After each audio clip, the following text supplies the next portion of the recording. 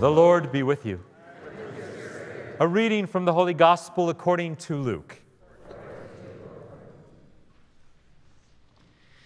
Filled with the Holy Spirit, Jesus returned from the Jordan and was led by the Spirit into the desert for 40 days to be tempted by the devil.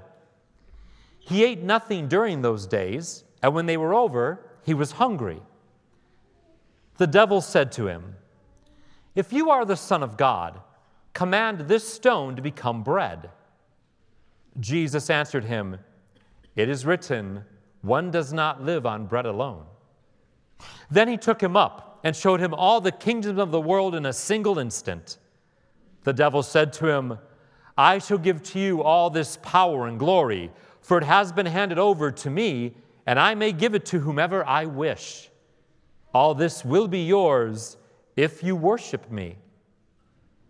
Jesus said to him in reply, "It is written, you shall worship the Lord your God, and him alone shall you serve."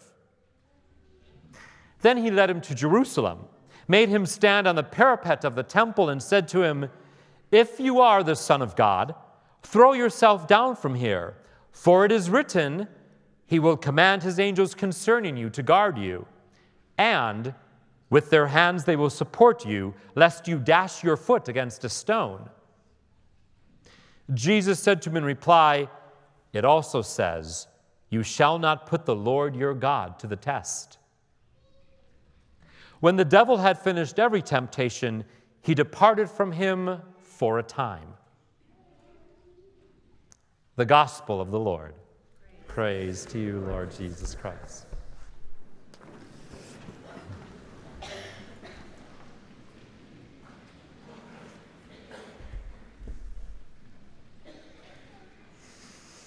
Buongiorno. Just to forewarn you, I've been home about 36 hours now. Yeah. And so the whole jet lagging thing is kind of happening right now. I'm in an out-of-body experience at the moment. You know, like, is that really there? Where is that? So I thought I would help myself out this morning and take an energy drink to get me through the morning.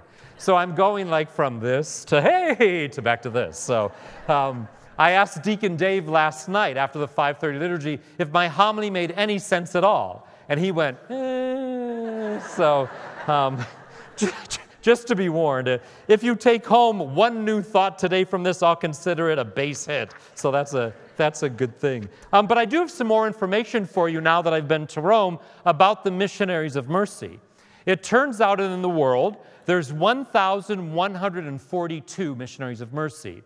726 came to Rome, were able to come to Rome for the events last week with the Holy Father, which were essentially an audience on Tuesday evening and the Ash Wednesday Mass when we were commissioned and sent forth. Now, just to answer the question right away, no, I did not meet the Holy Father.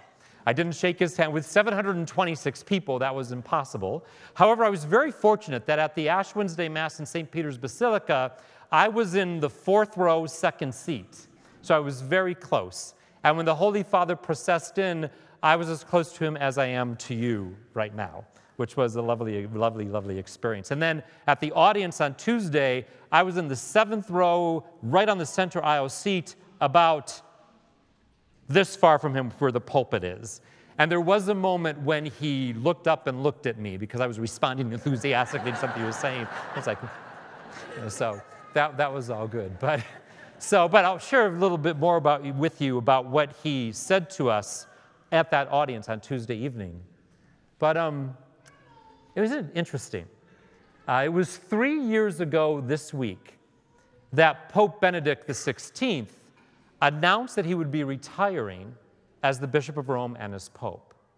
And you may remember that was sort of like surprising to the world. It hadn't happened in centuries, and people were kind of shocked, and the bark of Peter was suddenly sort of like uncharted waters. What was going to happen? Where were we going to go?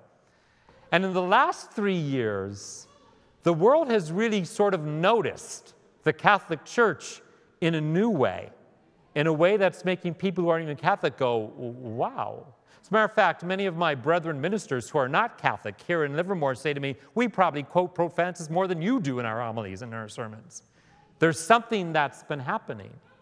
And I think what happened previously over decades and unintentionally and unplanned, it just sort of came about, was that the church had in many ways turned in on itself, had become very inward looking, worrying about issues of things like, self-governance and how are we in the world and what do we do.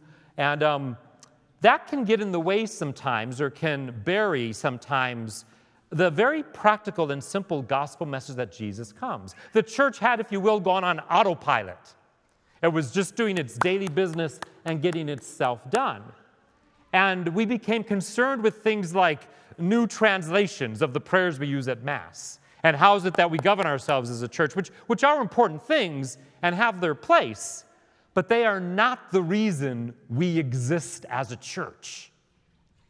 But sometimes you can forget why you're here and what you're supposed to be doing when you get caught up in autopilot, when you get caught up in daily business. And in the last 3 years, in a very real way as a church, we've sort of stepped back and taken a look at, well, why are we here? What are we really about? We have very much sort of gone back to that message of Jesus and back to some of the gospel roots that have always underpinned who we are as a people and who we are as a church. Not so much a business as a community of faith. And I really think that return to gospel roots and the message of Jesus is what brings us to this extraordinary jubilee of mercy. Because if you've never looked for it before, go to the Gospels. Take a look at them with mercy in mind and see what just sort of rises up all of a sudden. And you discover that mercy is the quality of God's love that sort of animates and permeates all of Jesus' ministry. Everything that he's about. Whether it's with a woman caught in adultery, or a leper, or a blind man, or a deaf man, or someone who's lame and can't walk. Whether it's with a mother who has lost her child, or sisters who are mourning the death of their brother. Whether it's a slave who has his ear sliced off. Whether it's a traitorous friend or a friend who betrays him.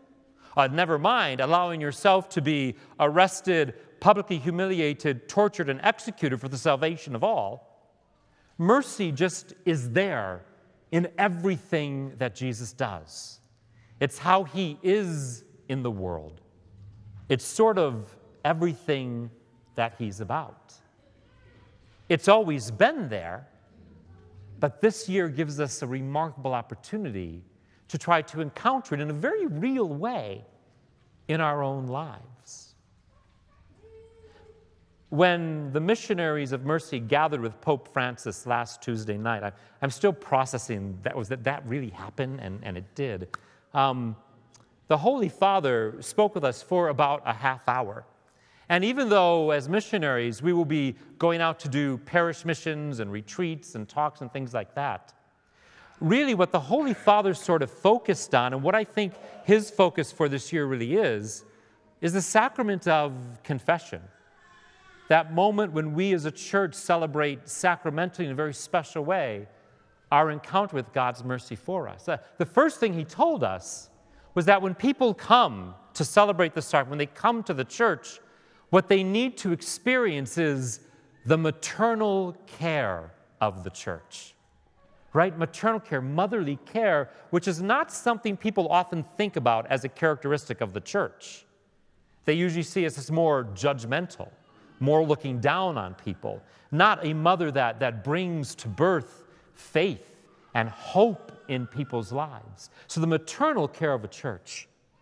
And then he talked about really the qualities that we as confessors should have. And I think what he was speaking about didn't apply just to missionaries of mercy in this Jubilee year, but rather in my mind is how confessors should be around the world always. That's why I was shaking my head enthusiastically, and he put his notes down for a moment. But he spoke with us about how hard it is sometimes for people to come to the sacrament, because sometimes they don't even know what words to use to describe the wrong things they know they've done.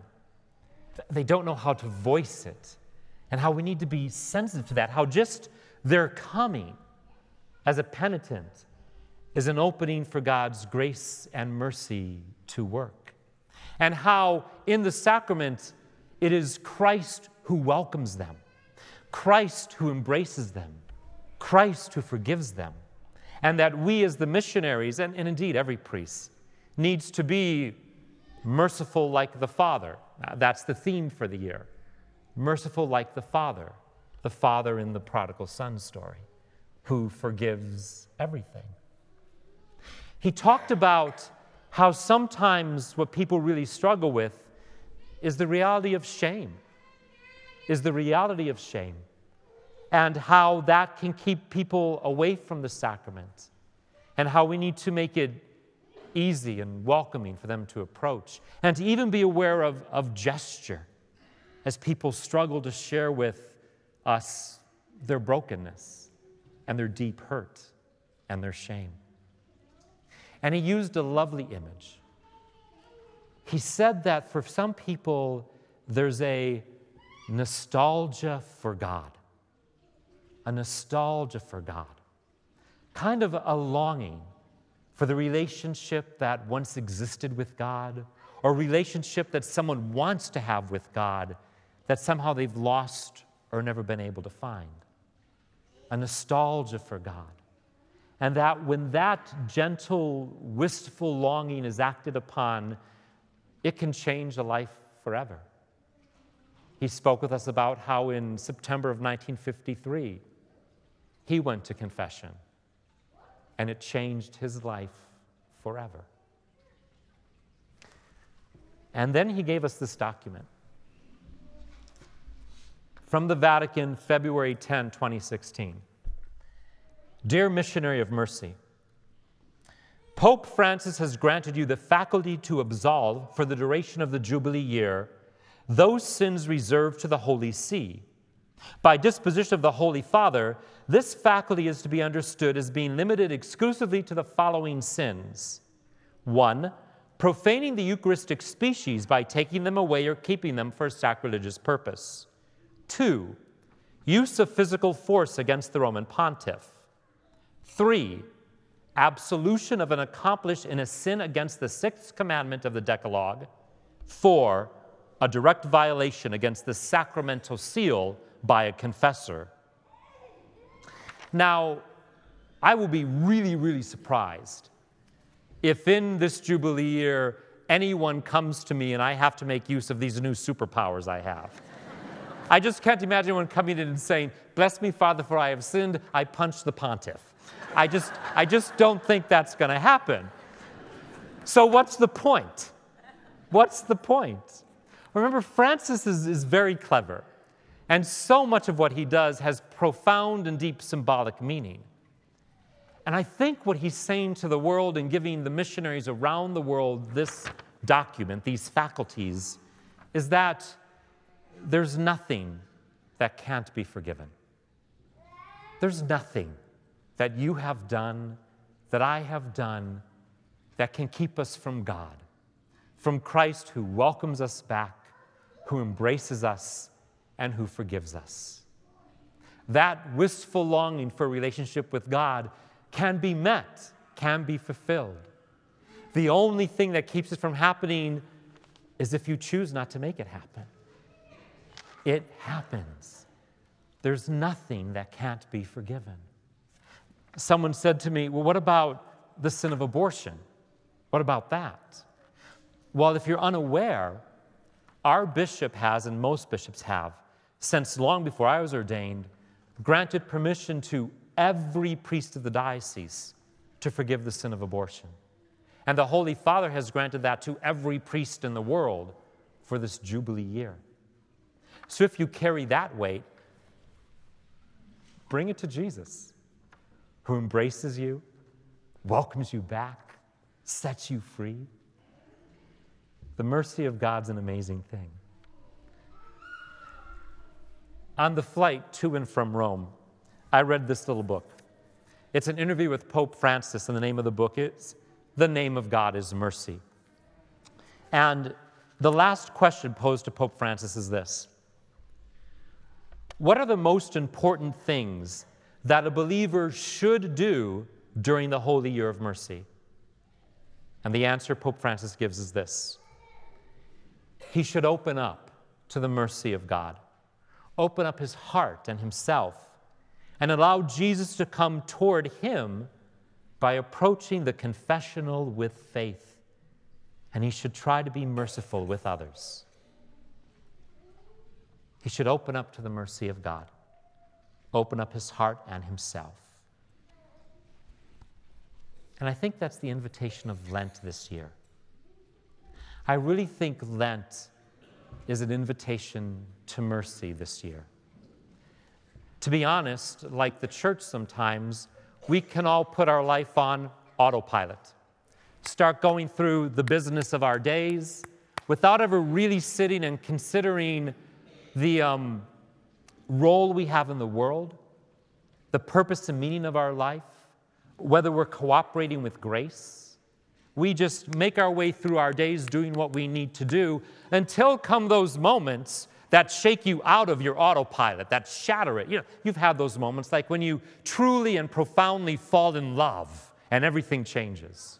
Or suddenly a child is born to you and your life is turned upside down by it. Or someone you know or yourself are suddenly diagnosed with a life-threatening illness. Or you lose a loved one to death. Or you yourself make some massive, erroneous call, failure of judgment, and it's a disaster in your life. Those moments that make you go, whoa, whoa, whoa, whoa. Where are my priorities? What am I all about? What am I supposed to be doing? Lent, I think, is supposed to be like one of those moments. Far more than let's just give up chocolate or coffee or whatever for 40 days. It's meant to call us to see who we are and where we need to change. There was a word that Pope Francis used in his little book that when I first saw it made me go, whoa, whoa. But he's so right. He talks about how each of us, including himself, are wretched. There's a wretchedness to us where we have failed to live as God's people.